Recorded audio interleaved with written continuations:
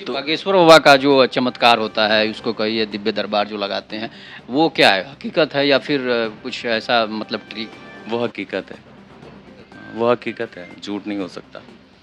बिल्कुल। तो मतलब आखिर वो तो तपस्या-वपस्या तो की नहीं कि उनके पास इतना ज्ञान, देखो, अब इतना जल्दी इतना ज्ञान कैसे हो गया? बताता हूँ मैं आपको।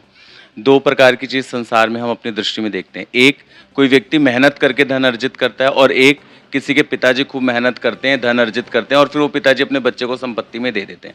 तो बागेश्वर वाले जो महाराज हैं, उनके जो गुरु थे सन्यासी बाबा जी महाराज, उन्होंने पूरे जीवन तपस्या किया और तपस्या करने के बाद जो सिद्धि लाभ उन्होंने करी, वो सिद्धि जाते-जाते अपने पुत्र को दे कर के चले गए। तो इसलिए उन्होंने कुछ किया नहीं, लेकिन इतनी कम उम्र में जो कुछ भी है वो गुरु प्रसादम है उनके पास। इसलिए हमारा शास्त्र कहता है कि हमें गुरुमुख होकर के चलना चाहिए। तो वो गुरु की सेवा करी उन्होंने जितनी, आज उसका फल उनके आगे। अच्छा, तो फिर शंकराचार्य उन पर सवाल क्यों उठा देते हैं, जो अभी जो हैं उत्तराखंड के शंकराचार्य जी? जो उत्तराखंड के जो शंकराचार्य वगैरह हैं ना, या कोई भी शंकराचार्य, वो देखो, मैं एक आपको बहुत अच्छी बात बताता हूँ। हमारे सनातनियों में ना, आप कोई भी धर्म देखो, ये मैं बहुत बड़ी बात कह रहा हूँ। आप क्रिश्चियंस को देखिए, वो बाइबल को फॉलो करेंगे, उससे ऊपर ना किसी को सुनेंगे ना मानेंगे। आप पंजाबियों को देखिए, वो गुरु ग्रंथ साहब को फॉलो करेंगे, उससे ऊपर किसी को ना सुनेंगे ना मानेंगे। आप मुस्लिम को देखिए, वो केवल कुरान को फॉलो करेंगे, उससे ऊपर ना किसी को जानते ना मानते ना मानेंगे।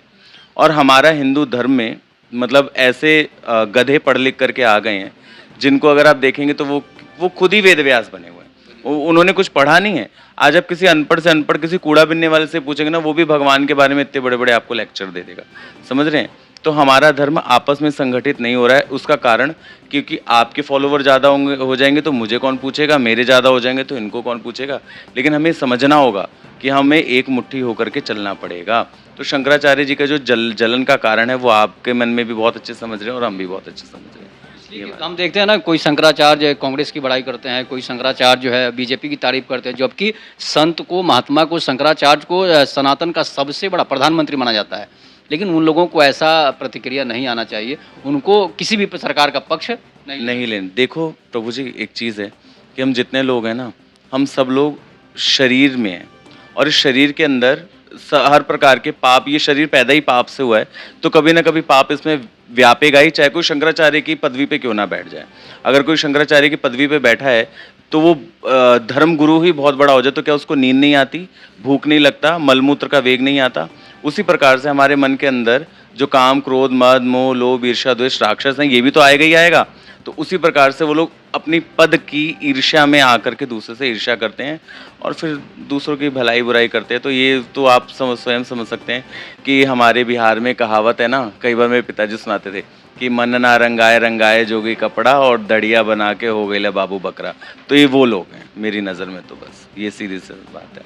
एक बात और जानेंगे कि जैसे इस समय जो है कोई कथा कहता है, मतलब कोई जैसे कि जैसे आपने देखा ये कुंभ था, तो कुंभ में जो है ये शंकराचार्य एक थे, उनका नाम था अभिमुक्तेश्वरानंद, और उन्होंने हर्षा रिछारिया एक रील क्रिएटर को अपने मंच पर ला दिया। हम्म। ये अच्छी बात है या फिर गलत?